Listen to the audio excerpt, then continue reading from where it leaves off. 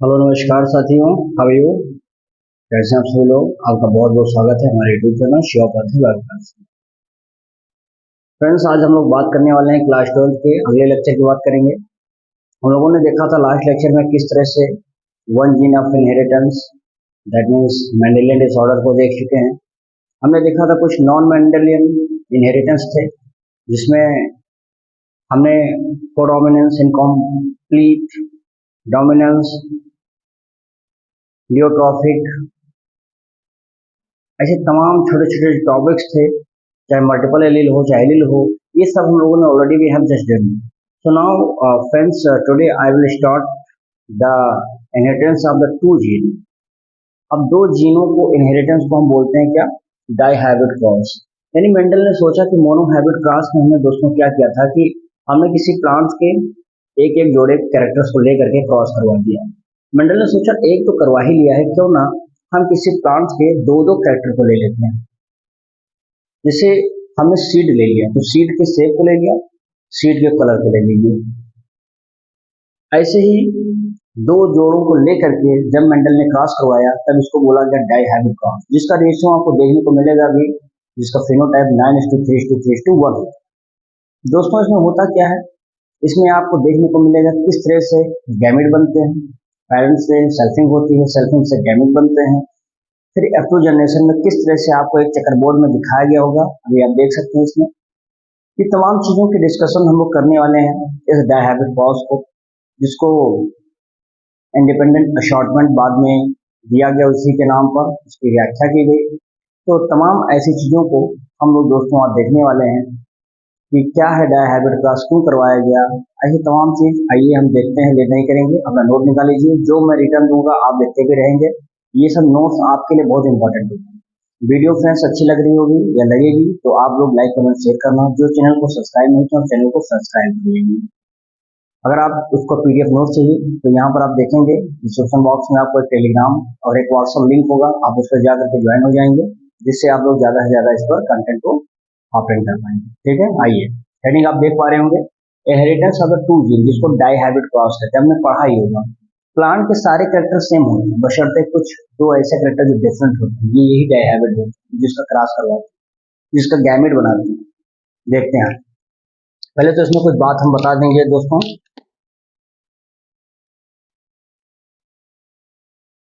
A cross in which all the characters are the same, are the same, सारे character same होते हैं दोस्तों। होता क्या है, only two characters, two characters क्या होते हैं यहाँ पर, दोनों ऐसे जो कैरेक्टर्स होते हैं, टू कैरेक्टर्स को दोस्तों हम लोग बता सकते हैं कि टू जो कैरेक्टर्स होते हैं वो इनहेरिटेंस करेंगे एंड विल बी डिफरेंस, और वही आपको देखने को मिलेगा डिफरेंस। अब उसी दोनों डिफरेंस कैरेक्टर्स को लेकर के हम लोग उसमें आगे बढ़ेंगे। जैसे कौन से प्लांट्स के कैरेक्टर को लेकर के हम आगे बढ़ेंगे साथियों, तो इसमें मैं आपको एक यहाँ पर बोर्ड के माध्यम से बताता हूँ, देखेंगे इसमें। जैसे हमने एक गार्डन की ले लिया, इन्हें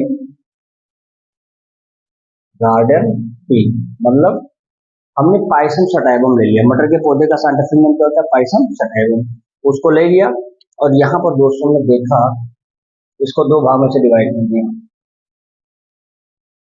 ये बना दिया, एक साइड में हमने सीड का शेप दिखा दिया है ना, एक साइड में हमने क्या बना दिया, सीड का कलर बना दिया। मैंने कहा ना, एक का कैरेक्टर लेकर के हमने मोनो हाइब्रिड किया, वन जीन ऑफ इनहेरिटेंस किया। मेंडल ने सोचा जब एक कर चुके तो दो दो कैरेक्टर लेकर देखा जाए, क्रॉस कराया जाए, कुछ होगा कुछ बनेगा।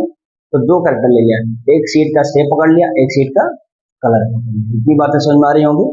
चलिए आगे इसमें देखेंगे, इसमें क्या था ये, इसमें बताया गया कि ये राउंड हो सकता है, और ये कौन सा बनेगा, रिंकल बनेगा। जब दोस्तों सीड के कलर की बात करते हैं तो इसमें क्या होता है, सीड के कलर में देखेंगे, एक को बना दिया येलो, एक को क्या बना दिया भैया, येलो, और एक को क्या बना दिया, ग्रीन। ये बहुत इंपॉर्टेंट है। तो यहाँ पर हम लोग बात करने वाले हैं दोस्तों, ये राउंड है capital r small r, yellow है कैपिटल वाई स्मॉल। क्या बातें हमारी समझ में आ रही हैं? इसको सिंबलाइज कर दिया गया, मैंने सिंबलाइज कर दिया है। अब इसमें हम देख सकते हैं, यानी हम यहाँ बता सकते हैं दोस्तों, जो भी हमारा यहाँ गैमेट बनने वाला है, तो गैमेट कैसे बनेगा, यानी अगर मैं पेरेंट्स की बात करता हूँ यहाँ पर, पेरेंट पेरेंट जनरेशन की मैं बात करूँ, तो पेरेंट जनरेशन में आपको क्या दिखेगा यहाँ पे, आपको यहाँ पर दिखने वाले हैं कैपिटल आर कैपिटल वाई, यानी एक राउंड होगा, एक कैसा होगा, येलो होगा। इस साइड में दोस्तों आप देखेंगे तो यहाँ पर आपको क्या दिखेगा, यहाँ पे एक हो जाएगा हमारा, बता सकते हैं हम लोग, एक रिंकल्ड होगा और एक इस प्रकार से हम देखेंगे ग्रीन होगा। ये कैसे होंगे, रिंकल्ड होंगे और ग्रीन होंगे। ये वाला कैसा होगा भैया, राउंड होगा और येलो होगा, ठीक है ना। यानी दोस्तों ये डोमिनेंट वाला भाग है, ये डोमिनेंट है, ये रिसेसिव भाग है, यानी इसकी उपस्थिति में इनकी वैल्यू 0 है। जैसे कक्षा 8 के बच्चे को कक्षा केजी के बच्चे के साथ भेज दीजिए प्रिंसिपल ऑफिस में किसी घटना को बताने के लिए कि जाकर के आप दोनों लोग घटना को बताइए, उनके सामने वारदात कैसे क्या हुआ था क्लासेस में, तो प्रिंसिपल साहब कक्षा 8 के बच्चे का प्रश्न या उसका जो जवाब होगा उसको बहुत ही गौर से सुनेंगे, क्योंकि बच्चा मैच्योर है, डोमिनेंट है छोटे बच्चे के तुलना में।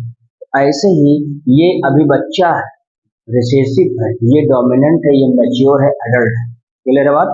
इसलिए जिसकी उपस्थिति में किसी के कैरेक्टर को छिपा दें या किसकी उपस्थिति में किसी का कैरेक्टर छिप जाए, जैसे सोचिए एक अपने गांव अपने मोहल्ले के आप हीरो हैं, लेकिन अगर आप किसी एक एक्टर के सामने खड़े हो जाएंगे तो आपकी वैल्यू क्या हो जाएगी, छिप जाएगी, आप रिसेसिव में हो जाएंगे, वो डोमिनेंट हो जाएंगे।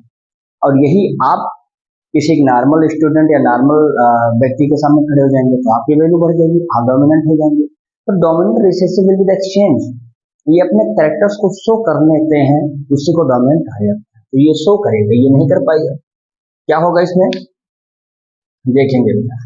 अब यहाँ पर मैं F1 जनरेशन दिखाऊंगा, यहाँ बहुत ही सिंपल समझिएगा, बहुत ही मजा आएगा। ये चेकर बोर्ड बनाने में बच्चे गड़बड़ा जाते हैं, नहीं बना पाते, लेकिन उसको बनाने वाले देखिए मैं ट्रिक बताता रहता हूँ। देखिए F1 जनरेशन में क्या होगा भैया, तो यहाँ पर आप ऐसा कर लीजिए कि ये सेल्फिंग कराइए, क्या कर दिए इसका सेल्फिंग करा दीजिए, ये क्या बनेगा, ये बन के तैयार है। ये क्या थे हमारे, अच्छा इसको आप चाहिए तो बेटा क्या बना सकते थे, इसको ये, और इसको ये हमारे गैमेट हो जाएंगे, ये गैमेट। इतनी बात समझ आई, हमने सेल्फिंग करा दिया, हमारे पास ये मिलकर तैयार है। यानी यहाँ पे दोस्तों ये हमने बना दिया, ये हमारा सेल्फिंग के दौरान क्या बनकर तैयार हो गया, ये गैमेट तैयार हो गया। क्या गैमेट बना, क्या बनेगा, r y, r small y, हाँ फिर देखेंगे इसको हम बता देंगे यहाँ पे small r capital y, small r small. ये हमारे दोस्तों आगे चल के अभी गैमेट बन के ये तैयार। अब कैसे ये बना होगा, प्रश्न तो हमारा यही आया कि साहब ये 4 गैमेट कैसे बने, इसी को क्रॉस करा दीजिए, अभी बन के तैयार हो जाएगा मोनोहाइब्रिड। देखिए कैसे करेंगे, तो मैं इसको आपको एक ट्रिक बता रहा हूँ। देखो ये बेटा हमारा बन गया, इतना हिस्सा इसको दिमाग में रखें, ये हिस्सा लेंगे, ठीक है। इनका पहले इनके साथ करो तो बनेगा क्या, कैपिटल आर और कैपिटल वाई, ठीक है। अब इसी कैपिटल आर का इसके साथ करा, कैपिटल आर स्मॉल वाई। अब स्मॉल आर का कैपिटल वाई के साथ कराओ, अब स्मॉल आर का स्मॉल वाई के साथ कराओ।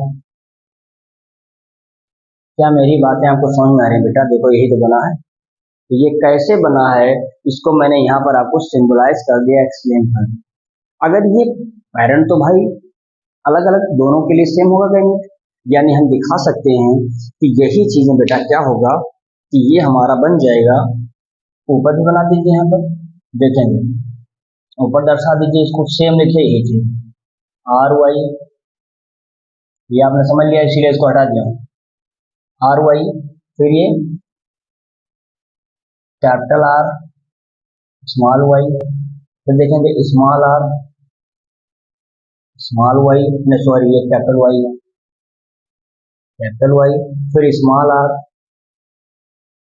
स्मॉल बन गया। जो इधर बना था वही चीज मैंने यहाँ बना दिया, ये ध्यान दीजिएगा। ये जो है जनरेशन ऑफ पेरेंट जो होगा बेटा, ये जो गैमिट हमारा है, मान लेते हैं ये गैमिट जो बना है, ये हमने इतना जो बनाया, ये गैमिट बनाया, ये गैमिट बनाया पेरेंट का एक का, ठीक है, और ये पेरेंट एक का बन गया, हमने एक लाइन खींच दिया बेटा। ये जो बना है ऊपर वाला हिस्सा, ये भी तो गैमिट है, लेकिन ये वाला गैमिट कैसे बनेगा, ये गैमिट टू है, पेरेंट टू का है ये, यानी ये दूसरे पेरेंट का गैमिट है, ये एक पेरेंट का गैमिट है, तो दोनों आपस में बनकर तैयार हो गए। अब हम लोग क्या करेंगे भाई, इनको क्रॉस करवाना है। देखो समझ में आएगा, बहुत आसान है, मैं आपको बताता चल रहा हूँ। देखो भैया, तो लाइन खींची, ये थोड़ा डार्क हो जा रहा है तो मैं इसी से बनाऊंगा। देखो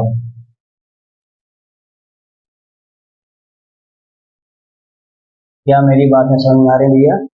इसके लिए एक अलग लाइन बनेगा इस तरह से, इनके लिए एक अलग लाइन बनेगा भी, समझते चलिएगा, क्योंकि ये जल्दी बच्चे बना नहीं पाते, भूल जाते कैसे गैमिट बना है।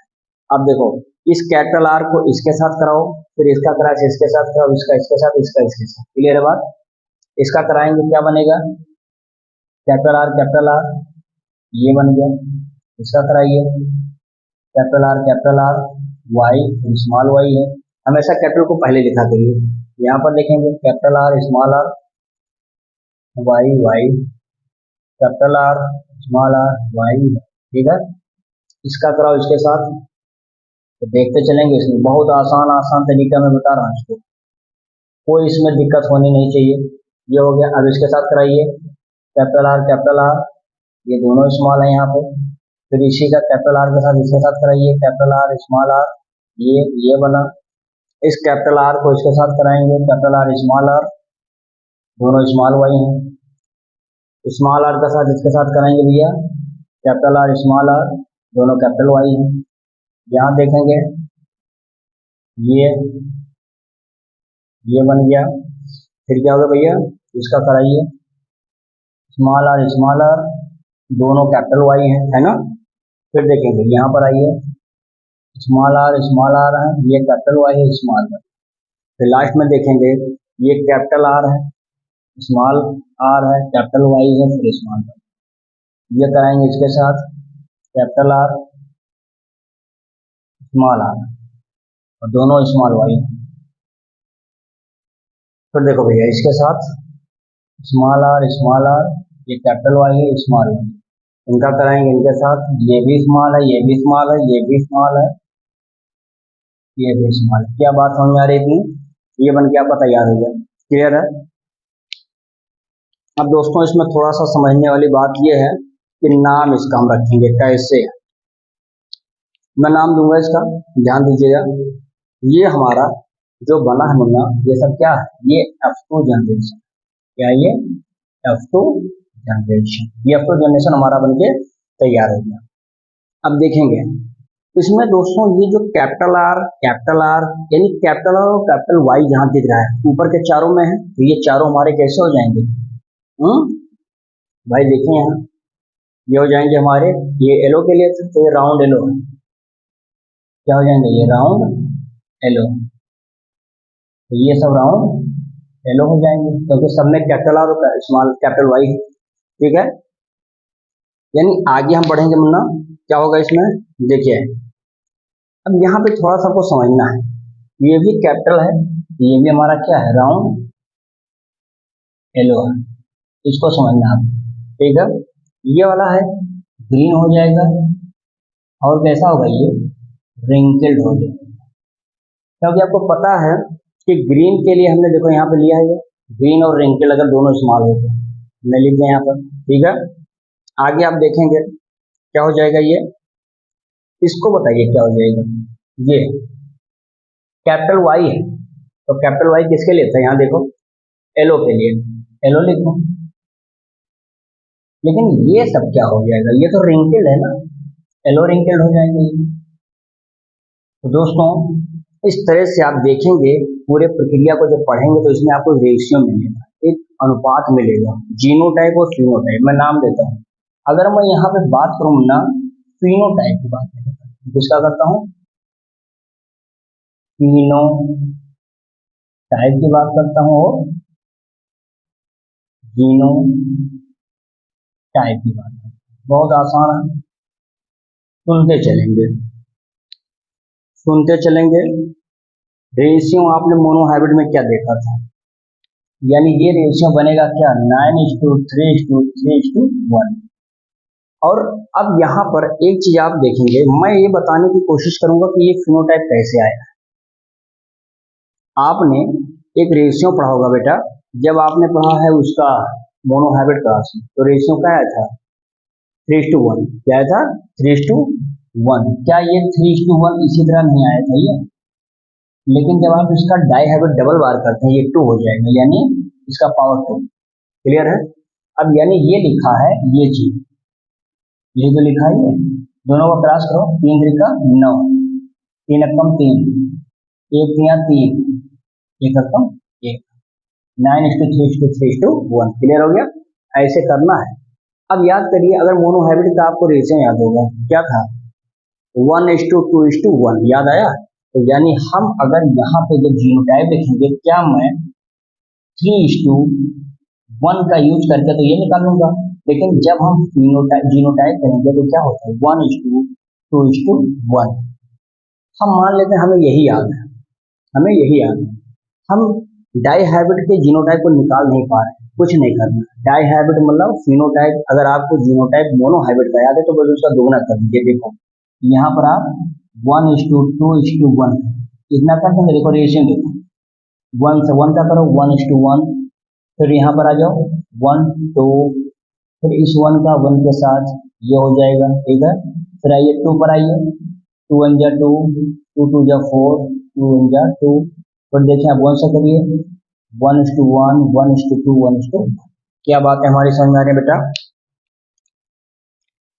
यानी हम इसमें ये कह सकते हैं बेटे कि किसी प्रकार से जब हम 1:1:2 करते हैं तो यहाँ पर देखो आपका क्लियर हो गया नहीं हो गया, तो ऐसे करके हम लोगों को रेशियो निकालना रहता है। तो ये हमारा किसका आ जाता है, जीनोटाइप का आ जाता है, और ये हमारा फिनोटाइप।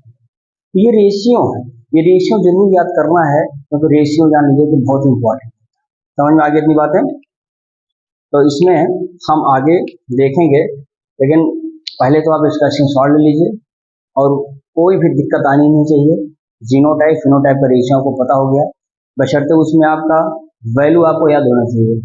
अगर आपने मोनोहाइब्रिड पढ़ा है 3:1 फिनोटाइप, और मोनोहाइब्रिड में आपने जीनोटाइप पढ़ा है क्या 1:2:1, दोनों के ऊपर डबल लगा दीजिए, यानी कि दोहरे से मल्टीप्लाई कर दीजिए, इसका आ जाएगा डाईहाइब्रिड का जीनो और फिनोटाइप। आराम से निकाल सकते, रटने की जरूरत नहीं, शॉर्ट फॉर्म में आप याद रखिएगा।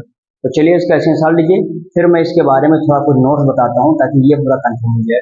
तो मुझे लगता है कि जो डाईहाइब्रिड क्रॉस था, जो डबल डबल कैरेक्टर्स को लेकर के, जो जीन थे, जीन के जो एलिल थे, डबल डबल कैरेक्टर्स प्लान को लेकर के पी में ये इन्होंने क्रॉस कराया, और इस प्रकार का रेशियो मिला, जिससे इन्होंने, अच्छा एक पहले साइंटिस्ट है जिन्होंने मैथमेटिक और स्टैटिस्टिकल यूज किया था सबसे पहले, मतलब जितना एक्सपेरिमेंट करते थे उसका एक रिकॉर्ड तैयार कर देते थे, क्योंकि मैथमेटिक्स के यूज करना बायोलॉजी में ये कहीं ना कहीं फेलियर का रिकॉर्ड था, इसीलिए उनके थ्योरी को, उनके जो सिद्धांत थे उसको अनरिकॉग्नाइज किया गया। आगे मैं 2-4 पॉइंट अनरिकॉग्नाइजेशन के बारे में लिखा देता हूँ, पहले इसका स्क्रीनशॉट लीजिए फिर आगे।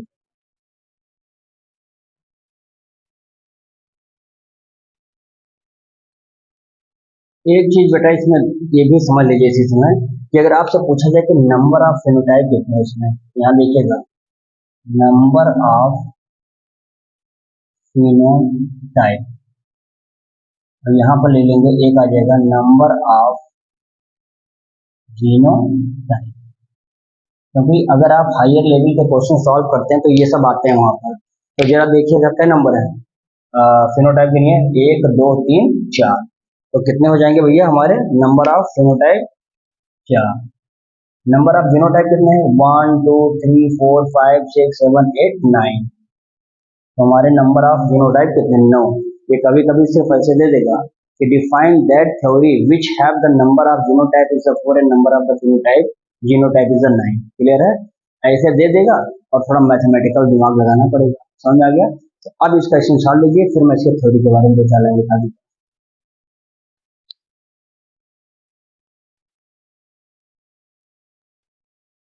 चलिए भैया, इसमें आपको मैंने लिख दिया ताकि समय आपका कम लगे। देखिए, इसमें मैंने लिखा है कि inheritance of the two gene dihybrid cross के अंतर्गत जो मैंने समझाया, इसमें कुछ इंपॉर्टेंट नोट्स दिए गए हैं। देखो, पहला नोट्स लिखा है कि on the observing of the to result Mendel observe the both yellow and green colour segregate in 3:1 and round yellow, जो राउंड येलो है ये भी क्या करता है, round yellow should also segregate into the 3:1 ratio। मैंने जो भी रेशियो आपको समझाया, चाहे वो ऑब्जर्व, चाहे वो राउंड येलो का हो, चाहे वो आप देखेंगे दोस्तों रिंकल ग्रीन का हो, सब दोनों का रेशियो क्या होता है? 3:1 में, 3:1 में क्या होता है? सेग्रीगेट हो जाता है, अलग हो जाता है। क्लियर है? पहला बात। दूसरा, on the basis of the result of dihybrid cross, जब डाइहैबिट क्रॉस का रिजल्ट आया तो मेंडल ने प्रपोज कर दिया थर्ड लॉ। तो मेंडल के द्वारा दिया गया तीसरा, जिसे वहां पर मैंने बताया था लॉ ऑफ डोमिनेंस, एक था law of segregation, second law. ये दोनों मैंने आपको समझा दिया था वहां पर फैक्टर जब हम समझा रहे थे, जब हम इनहेरिटेंस की बात करते थे, तो वहां पर मैं लॉ ऑफ डोमिनेंस और लॉ ऑफ सेग्रीगेशन यानी गैमेट प्योरिटी, ये सब बातें मैंने एक्सप्लेन पहले ही कर रखी है। अब थर्ड लॉ कैसे आ गया? जब हमने मेंडल के यानी डाइहैबिट क्रॉस को देखा, यानी inheritance of the two gene को देखा, तो वहां पर एक थर्ड लॉ निष्कर्ष आ गया। मेंडल के दिमाग में आ गया ये तो थर्ड लॉ वाला मामला आ गया। तो देखिए, इन्होंने मेंडल ने क्या दिया? थर्ड लॉ दे दिया। कब कहा? थर्ड लॉ क्या कहता है? नाम क्या है? Law of independent assortment. रट लीजिए इसको, ये जान लीजिए कि बहुत ही इंपॉर्टेंट बात है। लॉ ऑफ इंडिपेंडेंट अशॉर्टमेंट, ये थर्ड लॉ है। इसका मतलब क्या है? विच स्टेट, ये क्या कहता है? when the two pair of the trait combined in the hybrid segregation of the one of the character is independent of the other pair of characters। कह रहा है कि जब दो अलग अलग जोड़े आपस में क्रॉस करते हैं, हाइब्रिड बनाते हैं, तो दोनों आपस में सब सेग्रीगेट होते हैं, सब इंडिपेंडेंट होते हैं, फ्री होते हैं, कोई किसी पर डिपेंड नहीं होने वाला। देखो, सब इंडिपेंडेंट होते हैं एक अदर दूसरे पेयर पर। ऐसा नहीं कि भाई हम रुके हैं तुम आओगे तभी काम होगा, नहीं, वो कहता मैं भी फ्री हूँ तुम भी फ्री हो। तो सब लोग आपस में क्या इंडिपेंडेंट होते हैं। जैसे कैपिटल आर वाला भाग था राउंड वाला, कंबाइन करता है किसके साथ? कैपिटल वाई स्मॉल वाई के साथ, ये भी फ्री हो जाते हैं बाद में। स्मॉल आर वाला भी कंबाइन करता है किसके साथ? कैपिटल वाई और स्मॉल वाई के साथ, ये भी फ्री हो जाते हैं। समझ आ गया? तो ये जो चीजें फ्री हो रही है, ये बता रहा है कि कोई भी एक दूसरे पर डिपेंड नहीं होता है, सब इंडिपेंडेंट होते हैं। इसीलिए थर्ड लॉ दिया गया, क्या दिया गया? Law of independent assort. Clear है? अब दो लाइन इसमें बच्चा मैं बता देता हूँ। देखो, इसमें दिया गया है क्या, क्वेश्चन टाइप में बना देता हूँ। Mendel why Mendel's work work remain remain unrecognized unrecognized, यानी मेंडल के काम को क्यों अनरिकॉग्नाइज कर दिया गया, पहचाना नहीं गया, ज्यादा लंबा समय तक इसको उठाया नहीं गया, लोगों को पहुंचाया नहीं गया। क्या रीजन था? दो तीन पॉइंट्स में बता देता हूँ। देखो, पहला रीजन कह देना बेटा कि जो मेंडल्स के नियम थे इसमें उन्होंने यूज कर दिया था मैथमेटिक्स। क्या कर दिया था? मैथमेटिक्स। आपको पता होगा कि जब आप बायोलॉजी पढ़ते हैं, बायोलॉजी में अगर कोई मैथमेटिक्स शब्द आता है तो हम लोग क्या करते हैं, उसको आगे नहीं ले जाते। तो पहला कारण था, इसकी वजह से हमने मेंडल के नियम को अनरिकॉग्नाइज कर दिया। क्लियर है बात? ठीक है। अब दूसरा मैं बताऊंगा दोस्तों, जो मेंडल साहब थे, मेंडल ने स्टार्ट कर दिया था, मेंडल स्टार्टेड दैट जीन, क्योंकि इनके समय में क्या था भैया? फैक्टर था। मेंडल ने स्टार्टेड जीन फैक्टर्स जो था ना, आर क्या होते थे? आर स्टेबल और ये डिस्क्रीट होते थे, जो लगातार चलते थे, डिस्क्रीट होते थे, डिस्क्रीट यूनिट्स, ऐसा इन्होंने बताया। बट ये एक्सप्लेन नहीं कर पाए थे generation to generation, but does not explain continuous continuous variation कहाँ पर? Seen in nature. ये बहुत अच्छी जानकारी दी है। ये बहुत ही मजबूत होता है, जीन स्टेबल होता है, डिस्क्रीट होता है, लगातार चलता रहता है, इसी यूनिट होती है। लेकिन ये एक्सप्लेन नहीं कर पाए कि आखिर ये कंटिन्यूस वेरिएशन कैसे होता है नेचर में, इसके बारे में एक्सप्लेन नहीं कर पाए थे, इसीलिए इनके थ्योरी को दबा दिया गया। ठीक है, दूसरी बात हो गई। तीसरा बता देंगे भाई कि मेंडल जो थे इन्होंने प्रोवाइड किया था, provide physical proof, physical proof for existence of factor. यानी इन्होंने एक फिजिकल प्रूफ दे दिया था कि कैसे नेचर में फैक्टर अपने आप को एग्जिस्ट कर सकता है, इस बारे में बताया। एक चौथा पॉइंट बता देंगे दोस्तों कि जो अर्लियर समय था, पहले के समय में, अर्लियर टाइम एक कम्युनिकेशन जो था ना, कम्युनिकेशन जो था नॉट इजी, इतना आसान नहीं था लोगों तक कम्युनिकेट करना easy. So Mendel's work have not reached a wider audience, यानी बहुत बड़े बड़े लोगों के बीच में ये चीजें पहुंच नहीं पाई थी। क्लियर है बात? तो दोस्तों ये जो डिस्कशन मैंने दिया है ये इस बात का प्रूफ है कि क्यों मेंडल की जो थ्योरी थी उसको अनरिकॉग्नाइज किया गया, दबा दिया गया, आगे नहीं बढ़ाया गया, इसका यही रीजन है। और एक आता है कि दोस्तों मेंडल के थ्योरी को किसने रीडिस्कवर किया था, रीडिस्कवर्ड, ये भी मैं इनको बता देता हूँ। तो मेंडल्स का जो नियम था बेटा, इसको एक वैज्ञानिक था जिसका नाम था, हमें नाम दे, कार्ल कोरेंस। क्या नाम था? कार्ल कोरेंस थे पहला। दूसरा अगर पूछा जाएगा कौन थे भैया, तो वॉन शेरमैक, ये थे। ये दोनों मिल करके बेटा, ये लोग कार्ल स्वान, शेरस्मार, ये सब मिल करके स्पेशली, जो कि इसमें डिवेरिस साहब भी थे, है ना, तो डिवेरिस भी इसमें थे, लेकिन इसमें ये सब मिल करके इनके थ्योरी को 900 में 1900 में रीडिस्कवर किया था।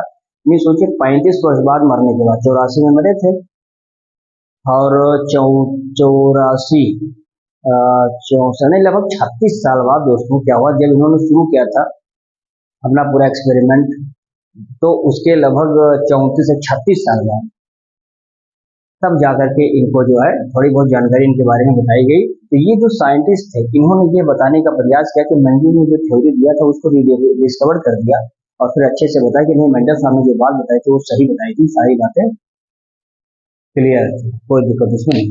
समझ में आ गया? तो चलिए इतनी बात हम लोग देखेंगे, फिर इसके बाद में हम लोग क्रोमोसोमल थ्योरी पर आएंगे अगले लेक्चर में। आई होप कि आप लोगों को मजा आया होगा, बहुत अच्छी चीजें थी, समझ में आ गया होगा। और वीडियो को लाइक करना, शेयर करना दोस्तों, और मिलते हैं एक नए लेक्चर के साथ, इसका एक्शन सॉल्व ले लेंगे। तो पहले बहुत बहुत धन्यवाद।